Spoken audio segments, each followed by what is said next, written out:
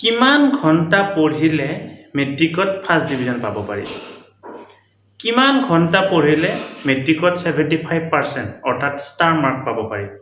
কিমান ঘণ্টা পঢ়িলে মেট্ৰিকত ডিষ্টিংশ্যন বা 85% পাব পাৰি? আজি ভিডিঅ'টোৰ জৰিয়তে বিতংকৈ ক'ম। লগতে কিমান ঘণ্টা পঢ়িলে 45% বা ছেকেণ্ড ডিভিজন পাব পাৰি? মৰমৰ ছাত্ৰ ছাত্ৰীসকল, এনেকুৱা কোনো ফৰ্মুলা নাই যে কি ইমান ঘণ্টা পঢ়িলে এনেকুৱা ধৰণৰ ৰিজাল্ট হ'ব। এতিয়া পৰীক্ষাত প্ৰস্তুতি চলাবৰ সম্পূৰ্ণ সময় তোমালোকৰ আহি গৈছে। আজি হৈছে অক্টোবৰ মাহৰ 2 তাৰিখ। অক্টোবৰ, নৱেম্বৰ, ডিচেম্বৰ, জানুৱাৰী। অক্টোবৰ, নৱেম্বৰ, ডিচেম্বৰ, জানুৱাৰী, ফেব্ৰুৱাৰী। 5 মাহ তোমালোকৰ পৰীক্ষাৰ কাৰণে আছে। কিন্তু প্ৰকৃততে তোমালোকৰ পৰীক্ষাৰ কাৰণে 5 মাহ আছেনে? তোমালোকৰ পৰীক্ষাৰ কাৰণে 5 মাহ নাই। নৱেম্বৰৰ লাষ্টত তোমালোকৰ প্ৰি টেষ্ট হ'ব।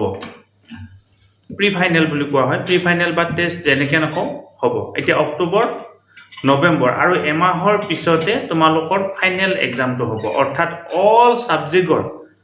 অল ছাবজেক্টৰ পৰীক্ষাটো তোমালোকৰ হ'ব। এইটো টেষ্টত কোনোবাই পাছ কৰিব পাৰা, কোনোবাই ফেইল কৰিব পাৰা। গতিকে এই 2 মাহ সম্পূৰ্ণ বাদে দিব পাৰি। অক্টোবৰ, নৱেম্বৰ এই 2 মাহ সম্পূৰ্ণ বাদে দিব পাৰি। তোমালোকৰ হাতত থাকিল ডিচেম্বৰ, জানুৱাৰী, ফেব্ৰুৱাৰী মাহটো বাদ দিব পাৰি, কাৰণ মাজত তোমালোকৰ বেমাৰ আজাৰ কিবা কিবি এনেকুৱা ধৰণৰ কথা থাকিব। সেই 2 মাহো বাদ দিব পাৰি।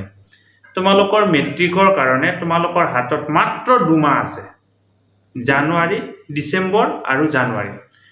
মই তোমালোকক অক্টোবৰ আৰু নৱেম্বৰ নাই বুলি এইকাৰণে কৈছোঁ, কাৰণ অক্টোবৰ, নৱেম্বৰ তোমালোকৰ ফুল ক্লাছ হ'ব। 9 বজাৰ পৰা 3 বজা। ৰাতিপুৱা টিউশ্যন, ভাটিবেলা টিউশ্যন, অৰ্থাৎ গোটেইখিনি সময় গুচি গ'ল। তাৰপিছত কৈ ভাগৰ, স্কুলৰ হোমৱৰ্ক, টিউশ্যনৰ হোমৱৰ্ক, এনেকৈ সময়খিনি গুচি যাব। গতিকে তোমালোকে পৰীক্ষাৰ কাৰণে তেনেকুৱা ধৰণে প্ৰস্তুতি চলোৱাৰ বিশেষ সময় নাপাবা। যে তোমালোকে পৰীক্ষাৰ কাৰণে প্ৰস্তুতি চলাবৰ কাৰণে তোমালোকৰ হাতত মাত্ৰ 2 মাহ আছে। সেয়া হৈছে ডিচেম্বৰ আৰু জানুৱাৰী। ইয়াৰ মাজতে ৰাস আহিল, দেৱালী আহিল, তাৰপিছত তোমালোকৰ মাঘ বিহু আহিল। এনেকুৱা ধৰণৰ বিভিন্ন উৎসৱ পাৰ্বণ তোমালোকৰ মাজলৈকে আহিব। গতিকে মৰমৰ ছাত্ৰ ছাত্ৰীসকল, পৰীক্ষাত ভাল ৰিজাল্ট কৰিব লাগিলে এতিয়াৰ পৰা নিয়মিত ৰূপে এখন তোমালোকে ৰুটিন বনাই ল'ব লাগিব। আজি অক্টোবৰ মাহৰ 2 তাৰিখ, পূজা চলি আছে। আজি হৈছে সপ্তমী। তোমালোকে পূজাত বৰ বেছি মনোযোগ দিয়াত কৰি অষ্টমী, নৱমী, দশমী এই 3 দিনৰ ভিতৰত কোনোবা এদিন তোমালোকে পূজাত গৈ বাকী 2 দিন তোমালোকে এনেকুৱা এটা পৰিকল্পনা কৰা, মই এটা ছাবজেক্টত এতিয়ালৈকে যিমানখিনি কমপ্লিট হ'ল শেষ কৰিম।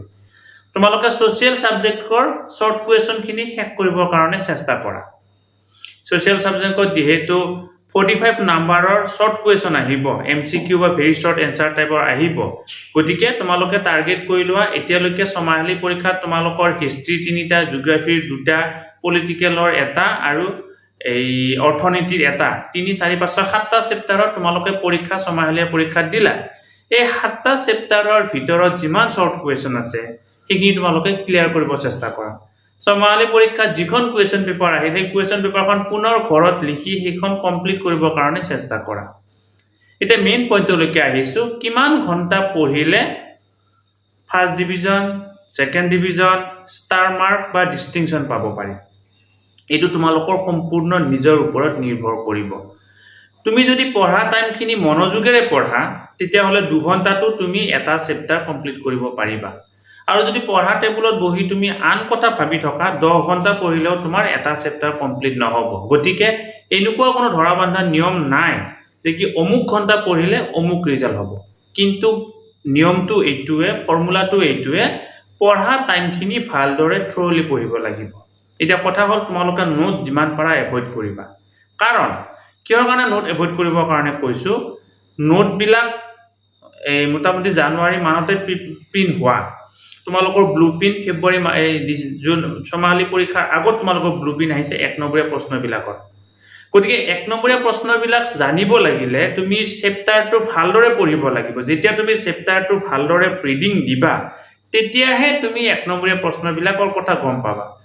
চেপ্টাৰৰ তলত 6টা 7টা অনুশীলনী আছে তুমি যদি ভাবিছা মই চেপ্টাৰৰ তলত থকা অনুশীলনী কেইটা পঢ়িম পৰীক্ষাত ভাল ৰিজাল্ট পাম ভাল কৰি যাম এটো নহয় তুমি কিতাপখন ভালদৰে পঢ়া চেপ্টাৰটো ভালদৰে পঢ়া সৰু সৰু প্ৰশ্নবিলাক উলিয়াই লোৱা তেতিয়াহে তোমালোকে কি কৰিব পাৰিবা 45টা প্ৰশ্নৰ 45 নম্বৰে পাবৰ কাৰণে সক্ষম হ'বা আৰু আমি বিশেষকৈ সমাজ বিজ্ঞানৰ যেটো সাবজেক্ট এই সাবজেক্টটোৰ 13টা চেপ্টাৰৰ ইতিমধ্যে 1400 মান শৰ্ট কুৱেশ্যন ৰেডি কৰিছো মই আকৌ ৰিপিট কৰিছো সমাজ বিজ্ঞান কিতাপখনৰ 13টা চেপ্টাৰৰ প্ৰায় 1400 শৰ্ট কুৱেশ্যন মই ৰেডি কৰিছো পূজাৰ বন্ধ খোলাৰ লগে লগে মই তোমালোকক এইখিনি দিবৰ কাৰণে চেষ্টা কৰিম সাবজেক্ট ওয়াইজ তোমালোকক 30টা কৈ দি গৈ থাকিম তোমালোকে পঢ়ি গৈ থাকিবা প্ৰস্তুতি চলাই যাবা গতিকে মৰমৰ ছাত্ৰ ছাত্ৰীসকল তোমালোকে ৰুটিন এখন কৰি লোৱা কোনটো সাবজেক্ট তোমালোকে অলপ সহজ পোৱা কোনটো সাবজেক্ট তোমালোকে টান পোৱা সাবজেক্টটো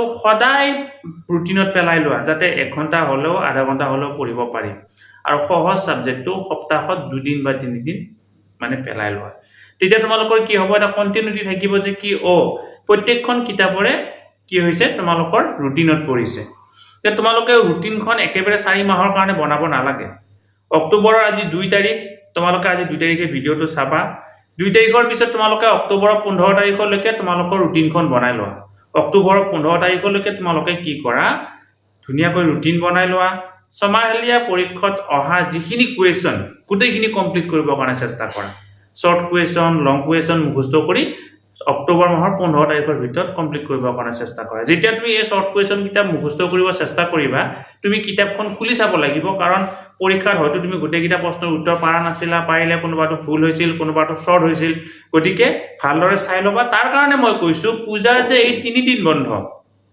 অষ্টমী নৱমী দশমী সোম মঙ্গল বুধ এই 3 দিনৰ ভিতৰত তোমালোকৰ 6টা চেপ্টাৰৰ গোটেইখিনি ছমাহলী পৰীক্ষাত অহা বা হাফিয়ালী পৰীক্ষাত অহা কুৱেশ্যন পেপাৰ তুমি এটা বহিত লিখিবদ্ধ কৰা কৰি এইখিনি 15 তাৰিখৰ ভিতৰত মুখস্থ কৰিবৰ কাৰণে চেষ্টা কৰা আৰু 15 তাৰিখৰ যোৱাৰ লগে লগে যেতিয়া তোমালোকৰ বৃহস্পতিবাৰে বিদ্যালয় খুলিব তাৰ পিছত তোমালোকৰ আকৌ নতুন চেপ্টাৰ আৰম্ভ হ'ব নতুন প্ৰশ্ন আহিব গতিকে নতুন অনুশীলনী হোৱাৰ আগতে তোমালোকে এইখিনি কৰি লোৱা যে কি ছমাহলী পৰীক্ষাত এই প্ৰশ্নকেইটা আহিছিল মই এইখিনি কমপ্লিট কৰিলো এতিয়া তোমালোকৰ মনত বা মুখত বা জিভাৰ আগত আন এটা কথা থাকিব লাগিব যে কি চেপ্টাৰ ওয়াইজ কোনটো চেপ্টাৰৰ পৰা কিমান নম্বৰ আহিব এতিয়া সমাজ বিজ্ঞানৰ 14টা চেপ্টাৰ 13টা চেপ্টাৰৰ আটাইতকৈ হাইয়েষ্ট মাৰ্ক কোনটো চেপ্টাৰৰ পৰা আহিব বুলি ক'লে তোমালোকে পটকে কৈ দিব পাৰিব লাগিব অসমৰ ভূগোলৰ পৰা হাইয়েষ্ট মাৰ্ক আহিব ভাৰতীয় গণতন্ত্ৰৰ পৰা কিমান মাৰ্ক আহে বুলি ক'লে তোমালোকে ক'ব লাগিব 5 মাৰ্কস আহিব ভাৰতীয় গণতন্ত্ৰৰ লং কুৱেশ্যন কেইটা আহিব এটা আহিব লং কুৱেশ্যনটোত কেই নম্বৰ থাকিব 3 নম্বৰ থাকিব শৰ্ট কুৱেশ্যন কেইটা থাকিব 2টা থাকিব মুদ্ৰা আৰু বেংক ব্যৱস্থাৰ পৰা কেই নম্বৰ আহিব 5 নম্বৰ আহিব লং কুৱেশ্যন আহিব নে নাহে এনেকুৱা ধৰণৰ যিখিনি কথা তোমালোকৰ মুখৰ আগত থাকিব লাগিব এটা চেপ্টাৰৰ নহয় প্ৰত্যেকটো চেপ্টাৰৰ মই সোশ্যালৰ কথা এই কাৰণে বেছিকৈ কৈছো মই যেহেতু বিদ্যালয়ত সোশ্যাল পঢ়াও গতিকে সোশ্যালৰ কথাখিনি মই বিশেষভাৱে বেছিকৈ আয়ত্ত কৰিব পাৰিছো মই যেহেতু অংক নপঢ়াও বিজ্ঞান নপঢ়াও তোমালোকক কিন্তু তাৰ প্ৰশ্নবিলাকত দিবৰ কাৰণে চেষ্টা কৰিম মই বিদ্যালয়ৰ আন শিক্ষকৰ লগত যোগাযোগ কৰি আছো সেইবিলাকো তোমালোকৰ কাৰণে আগবঢ়াবৰ কাৰণে চেষ্টা কৰিম কিন্তু প্ৰথমতে মই তোমালোকক কথা দিছো সোশ্যালৰ 100% মই তোমালোকক দিম আৰু তোমালোকে কন্টিনিউ যদি আমাৰ চেনেলৰ জৰিয়তে অহাই প্ৰশ্নবিলাক এই উত্তৰবিলাক গঠনমূলক কথাবিলাক চাই গৈ থকা তোমালোকে নিশ্চয় সমাজ বিজ্ঞান সাবজেক্টটো লেটাৰ পাবা আৰু ৰিজাল্ট দিয়াৰ দিনা তুমি মোক ফোন কৰি ক'ব পাৰিবা যে কি স্যাৰ আপোনাৰ পৰা পৰামৰ্শ পাইছিলো এনেকুৱা ধৰণে আগবাঢ়িছিলো সমাজ বিজ্ঞান সাবজেক্টটো এতিয়া লেটাৰ পালো যে মৰমৰ ছাত্ৰ ছাত্ৰীসকল তুমি তোমালোকে প্ৰায় সুধি থকা হোৱাটছআপতো প্ৰায় কৰা যে কি কিমান ঘণ্টা পঢ়িলে ফাৰ্ষ্ট ডিভিজন পাব পাৰি তেনেকুৱা কোনো কথা নাই ৰুটিন বনাই লোৱা নিয়মিত ৰূপে টান সাবজেক্টটো সদায় পঢ়া সহজ সাবজেক্টটো সপ্তাহত এদিন বা দুদিন পঢ়া আৰু এই কথাটো মনত ৰখা অষ্টমী নৱমী দশমীৰ ভিতৰত 6টা সাবজেক্টৰ সমাহলী পৰীক্ষাত অহা গোটেইখিনি কুৱেশ্যন কমপ্লিট কৰি এক্সট্ৰা কৰি সাবজেক্ট ওয়াইজ বহিত লিখি লোৱা অক্টোবৰ 15 তাৰিখৰ ভিতৰত মুখস্থ কৰি কমপ্লিট কৰা তোমালোকৰ যিকোনো ধৰণৰ প্ৰশ্ন থাকিলে তোমালোকে সুধিব পাৰা আমাৰ হোৱাটছআপ গ্ৰুপ আছে হোৱাটছআপ গ্ৰুপত তোমালোকে জয়েন হৈ লোৱা প্ৰত্যেকটো ইনফৰমেশন মই হোৱাটছআপ গ্ৰুপত শেয়াৰ কৰো লগৰ বন্ধু বান্ধৱীসকলৰ মাজত ভিডিওটো শেয়াৰ কৰা আৰু যিমান পাৰা সিমান বন্ধু বান্ধৱীসকলৰ লগত আলোচনা কৰা তুমি এটা মুখস্থ কৰি অহা ঘৰত মুখস্থ কৰা কথাটো বিদ্যালয়ত আহি তোমাৰ লগৰজনক সোধা তেতিয়া তোমাৰ ৰিপিট হ'ব লগৰজনৰ প্ৰশ্নটো গম পাব গতিকে তেনেকুৱা ধৰণে পঢ়িলে পৰীক্ষাত নিশ্চয় কৃতকাৰ্য হ'ব পাৰিবা ভিডিওটো ইমানতে সামৰিছো ধন্যবাদ